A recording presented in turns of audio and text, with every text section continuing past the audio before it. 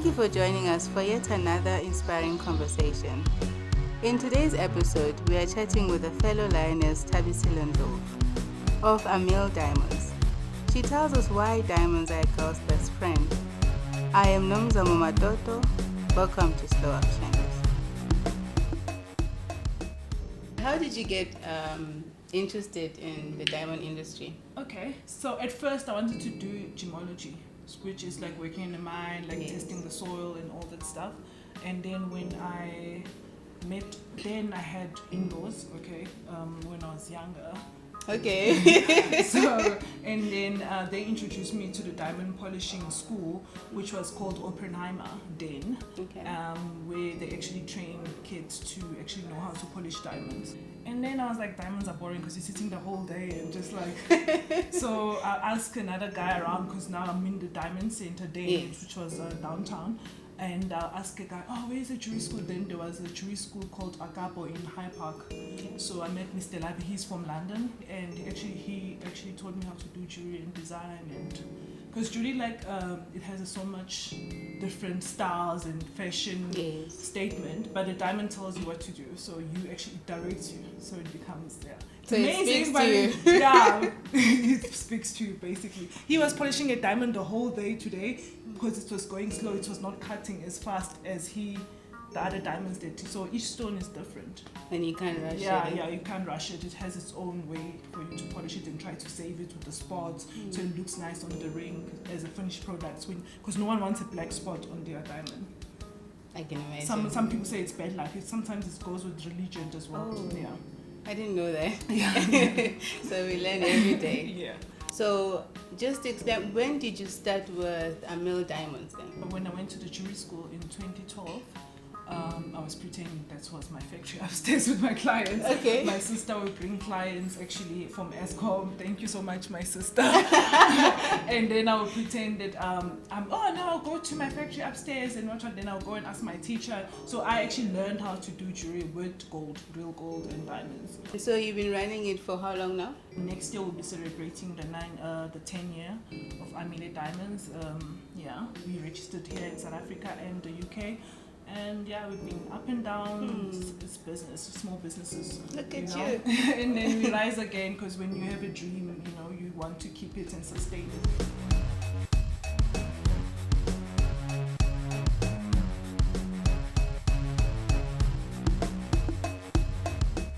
So your company is named Amile Diamonds after your daughter. Can you take us through that process? Why did you name it after her? Because, I had my daughter very young. Let me just open to that. I think when I was 16, I gave birth to her when I was 17. So the whole word in that moment, I'm young, I'm still in school, it's against you in your mind and your surrounding. But when I put my daughter on this earth, I knew she was special. She's coming to change my life, and she did. She changed my life. She made me focused and more driven. And I wanted to have that connection with my business, so I remember why I started it. So I don't give up. It's like, because this is a very hard industry for women, especially of color, basically, And I see she's very active as well. Yeah, she's a model and Miss Inspire. Yeah. So, as a mother, how do you hone in that creativity? Like with her? With her, yes. Yeah, my daughter, she's very ambitious and she doesn't see the world, because I think set out a foundation that the world is small. You can go anywhere in the world and just to have a foundation of knowing who you are. That's the best way, because the world will always be against you or love you at the same time, but you have to love yourself and be happy with yourself so the world can accept you. And she was bullied in school. That's her campaign with this Miss Inspire thing, and she's driven. She gets nervous. Sometimes she calls me asking for advice. So I try to guide her by example. That's the best way. Beautiful. You can do as a parent. Yeah, because you can see like a lot of our kids these days, they actually learn by seeing what you're doing. Because you can't be preaching something and then you're doing something else. So exactly. Basically, it's that. There's no formula, I think. Okay. You mentioned that as a woman in this business, getting in, you had some challenges. Would you mind sharing those challenges with us? And how did you overcome them? Yeah. Basically, I had challenges. I was young, first of all. Mm-hmm. It's an industry where, like, you know, when people think diamond, they think like you're making money and all that stuff. And of course. Yeah. And it's an industry where it doesn't accept new faces because of what they're selling. It's, you understand? Old money. Yeah. And when you're a woman and you're young, then you become like a victim kind of mode. So I was lucky, fortunate enough that when I started, I had a friend of mine used to have a restaurant down in Diamond Center, and he was like my mentor in that period. I had like mentors in each phases of That's my beautiful. growth. And then there was a guy called as well, and he actually passed away 3 years ago.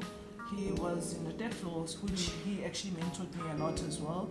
And he invested in my business, diamond-wise, to create a foundation for my business. So I think it's just having people that believe in you and you not giving up and knowing what you want. I was young, dreadlocks, coming with my other friends with dreadlocks, and we were just looking like we doing nothing, but we are actually building a brand.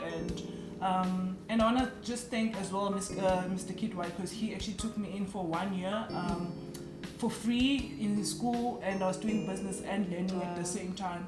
So that was a blessing as well for me. And then I end up with that money that I made studying and doing my own thing. I opened a small office upstairs from the school. So the school was on the third floor. Then I was on the 6th floor. Then I moved to the 3rd floor.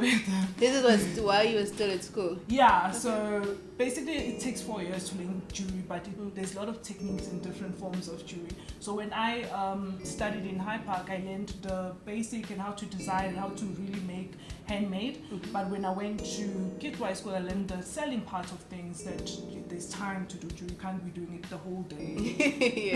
Yeah, like you have to make money. It won't sell itself. Yeah, you have to have, because we creative, we get stuck in our craft as well, which is because you're trying to perfect the yeah, which the client won't understand. They won't even see what you are holding the product for. Yeah, that's the case. Yeah. So it's more about production. Even in the diamond side, it's more about the production, how fast you can actually move the stuff, and like when you're polishing, how long it takes. Because the more it gets polished, you can sell it faster. You can look at the rough diamond and think, I'm gonna make so much money. But change to something else. So you need someone that has been doing the business for so long to actually mentor you, and you never stop learning when it comes to diamonds. So we're trying to create a space for black people here, which there will be different sectors for the youth and the old generation, because we don't want the industry to die out. Yes. When the other color skin people are like, okay, let's pack up and go somewhere else. Because this is what's driven our country and built our country for so many years. This industry, the diamond industry and the gold industry. Yeah, that's beautiful. Yeah. And then who is welcome in the center? Basically, who is welcome in the center is someone that wants to learn how to polish diamonds. We can assist them, and someone that wants to start their own business. And we do the finished products where someone wants a design, and we design it for them, and we make them choose the diamond they want, especially in the marriage season here in South Africa. So what I used to do 3 years ago, since I was not stable in South Africa, I would travel everywhere when there's a marriage season and make pieces, and it was a fun thing, but I lost half of my clothes, but it was really a fun thing. I would go to London, come back, and back and forth. Or I would DTI would take us to Tokyo with this expos, and I would stay longer and create an artwork there.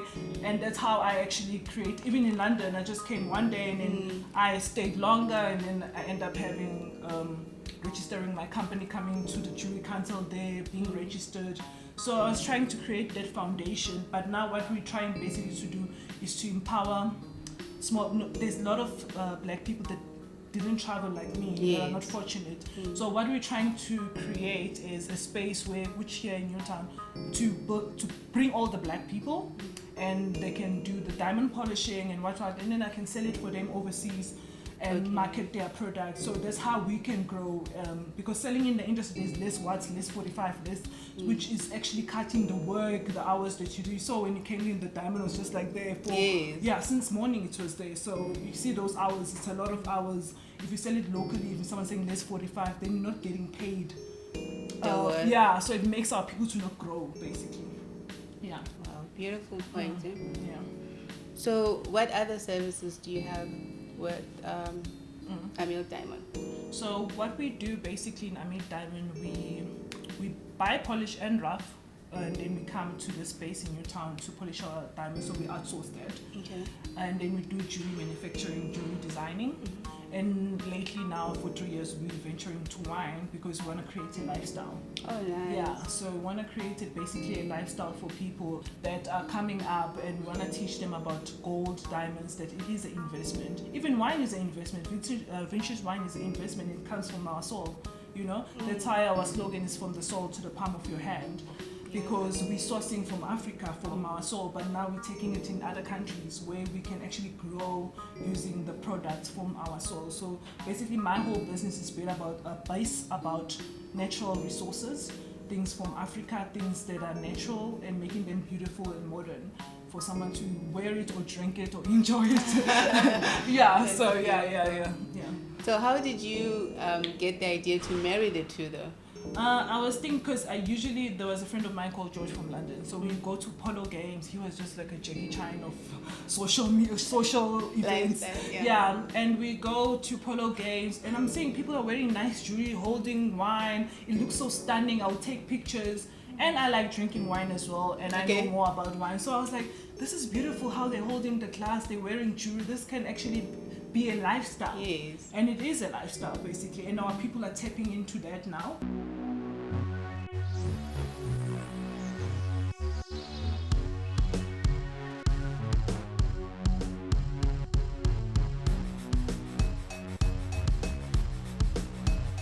You seem to have so much guts and just go for things that you want. Is that natural for you, or you feel the fear and you just ignore it?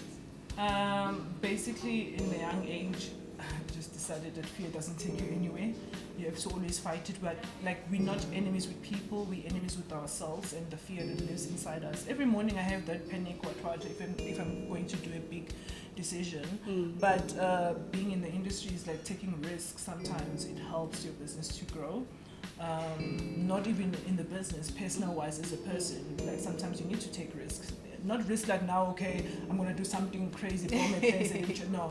I'm just saying a risk of like things that you are fearing to do, because it's like, I don't know, if I talk about something, I have to do it because it's gonna hunt me at night. Okay. Okay. Yeah. All right. And then have you collaborated with any local business? In terms of what, the jewelry or? Both the wine and the jewelry. Yes, I did. I'm supplying a few restaurants. I will take you guys to one of them so you can see. And with the jewelry, yes, I do. I have people, the companies that polish, sometimes companies that manufacture. If I'm having it it's overwhelming, and there's different machines. And you can't have all the machines. So you can outsource, or sometimes you know this thing can be a burden to do this project. You give it to someone else to not take the burden of the. So you trade your time. Yeah, so each project is different. So it drives you which person you're gonna partner with, or You mentioned that you started very young. Yeah. Right. Being young, a woman, beautiful. I don't know about that. Of course you are. But I wanted to just understand, how did you focus? How did you get the drive to actually say, you know what, yes, we are here to have fun and we're young, however, I have a future, the stuff that I need to do. How did you just cut everything and say, enough with the fun, this is what I'm going to do? Okay, me, I'm a Leo. I can have fun and just work. Basically, I have two sides, and I have a playful side like a kid as well. So it was never like a serious thing. When you're following your passion and your dream, it doesn't become serious. It's like a game, and it's like you have to master the game. So the more you lose, the more you actually want to wake up and do. There was a point, 2017, I lost my office. They came because I couldn't pay rent for 6 months. They came, took my stuff out. In that moment, I could give up. But this was like, when I was standing there, I was like a zombie. I was like, but this is easy to give up. I can just like sell all my equipment and just give up. It's easy. And then, so what I'm going to do now. So would you say in business, failing is actually, it's not a bad thing? It's not a bad thing. You learn a lot. Yes, you learn a lot. And you learn actually who is behind you and who's against you. And it's fortunately, love is very ugly to see, but it's a real thing that you have to face, and knowing yourself takes you far. So it's not about business per se, knowing the skills of business, knowing yourself. When someone is proposing something to you, having a feeling like this is not what I'm going to do. So you have to be vigilant to read people and see their motive. By that, you can't read people if you don't know yourself. You're going to be gimmick. You're going to be pulled and end up, and then end up doing nothing. Yeah. So what impact do you want your business to have? When I started the business, I was seeing how the business is not accepting young people. So I wanted to open a school, the MK school. That's why I chose a bigger office. When I lost it, it was like for me, oh my God, what I'm going to do next? Because my vision was based about mentoring for 2 years, juniors, and then they go up there. So basically, that's my vision, to uplift the next generation. Generational wealth as Black people, it's very, very sensitive to me, and it's a very thing that drives me every day. As you can see, my daughter, she's doing something aligned to my business. So I'm not leading by blindness, I'm leading by example. Yeah. So how important is ownership for you as a Black person? It's very important, because when you own something, you walk differently. But when you don't own anything, your head is down. And our parents their heads were down for so long that I want to be the change in the family. You want to break the cycle. Yes. Beautiful. Yeah. Okay. So, Thabisile, if you had a superpower, what would it be? And why? Okay. To release pain with the mind, because the mind is so powerful. Okay. Yeah, because people are in situations because of their mind. They feel they can't go away from that situation. So you want to read our mind? Not read your mind, but heal it, to think much better, to motivate itself. Because if your mind is not proper, we're against ourselves, and then this is all in the mind.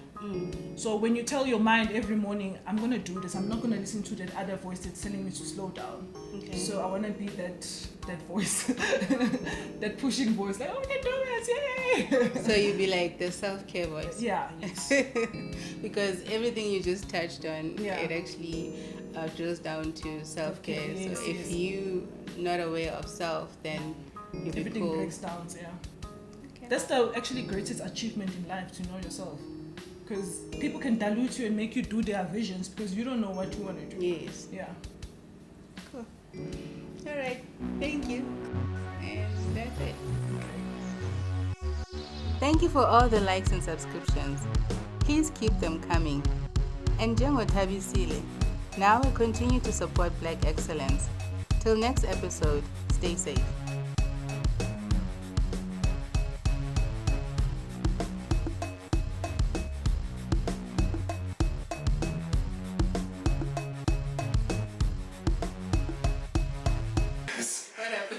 SlowUp, take 2.